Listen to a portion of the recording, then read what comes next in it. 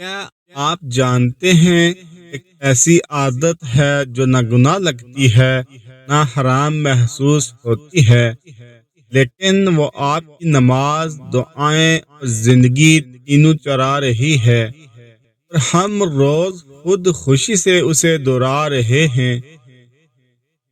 Mobile پر بے مقصد وقت گزارنا، نہ دل کو سکون نہ روح کو غذا۔ نبی کریم صلی اللہ علیہ وسلم نے فرمایا، دو نعمتیں ایسی ہیں جن میں اکثر لوگ دھوکے میں ہیں، صحت اور فارغ وقت۔ اور اللہ عز و جل نے وقت کو قسم کھا کر بیان کیا ہے، کیونکہ جو وقت ضائع کرتا ہے وہ خود کو ضائع کرتا ہے۔ ہم کہتے ہیں وقت نہیں ملتا نماز کے لیے، قرآن کے لیے، دعاؤں کے لیے، مگر موبائل کے لیے وقت ہمیشہ مل جاتا ہے۔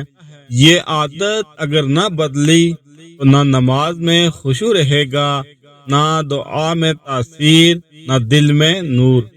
اگر یہ بات دل کو لگ گئی ہے، ویڈیو کو لائک کریں اور نور اسلام وائس کو فالو کریں، شاید یہ ایک یا دہانی آپ کا وقت بچا لے۔